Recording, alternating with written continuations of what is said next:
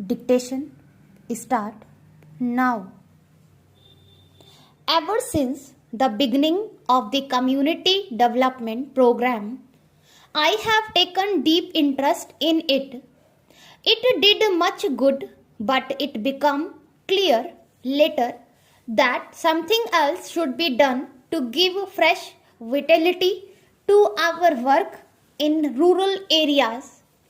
This impetus was provided by the Panchayati Raj program, which was not only an extension of community development but was also qualitatively somewhat different. It also went deeper into the roots of our village structure. Therefore, I was deeply interested in it and attached great importance to it. It struck me as an attempt to strike at the roots of our weakness, especially in rural areas.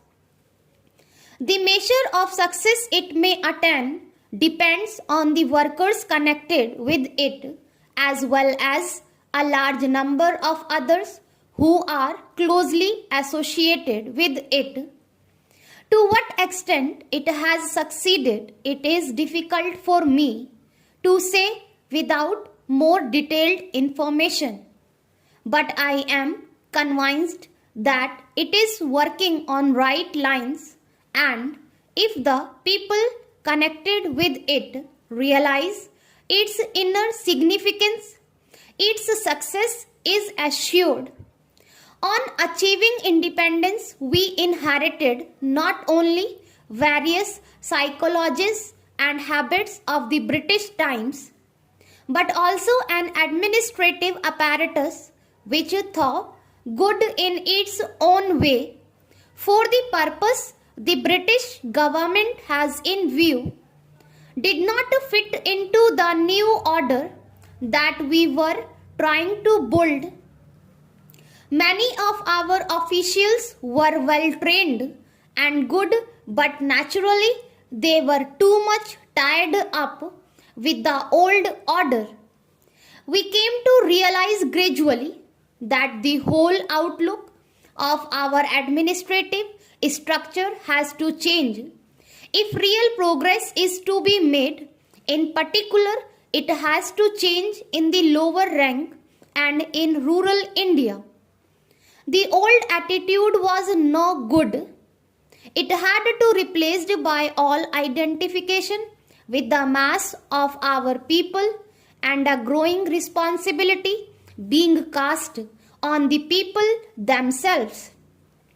After all, the main aim of community development and Panchayati Raj was to develop this outlook and a spirit of self-reliance amongst the people.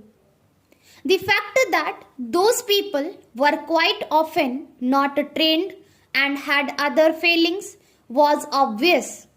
Nevertheless, the only way to train them and to lessen their failing was to give them the chance of shouldering responsibility and learning by their own mistakes. We have to undertake many development schemes, but the biggest project of all is to build men and women. We have met after a fairly long interval since January last. The last time we met was soon after emergency was declared in the wake of Chinese invasion. That emergency is still with us, though it has lost some of its immediate urgency. But we have to prepare to meet the threat which is still there. It is clear that even from the point of view of the emergency, it is of the utmost importance of our development work to go on.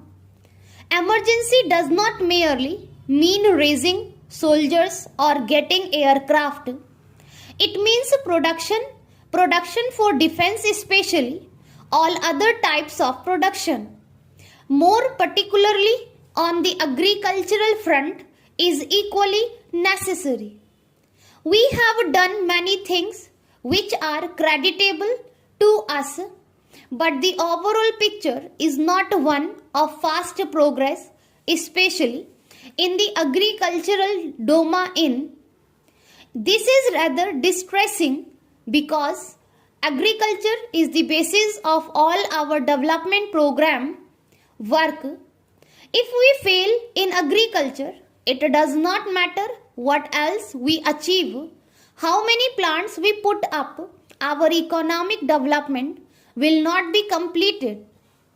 Agriculture is more important than anything else, not excluding big plants, because agriculture production sets the tone to all economic progress. It is agriculture that gives the material for progress. If we fail in agriculture, then we fail inevitably in industry also. I am laying stress on this because, in spite of the emphasis on this, it appears to me that agriculture is often considered a routine job not deserving to be taken charge of by the brightest of the ministers. Agriculture is more important by itself than any chief minister. You may say chief ministers are all important in a government. Of course, from the point of the departments and administration, chief minister's portfolio is most important. I should not be sorry if the chief minister himself took charge of agriculture. It must be done by a man with a sense of devotion to work, with energy and enthusiasm and some ideas. That is unfortunately not so now. In any case, that is not the impression we get. Progress has not been satisfactory. Even in regard to another matter, land reforms, it is intimately connected with agricultural progress, and as a problem, it has been with us ever since we became independent. Indeed, even before that, nothing exercised our minds so much as land reform.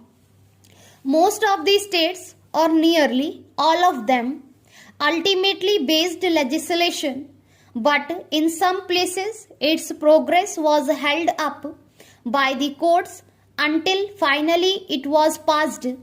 In Japan, I believe the ceiling of land is 7 acre only.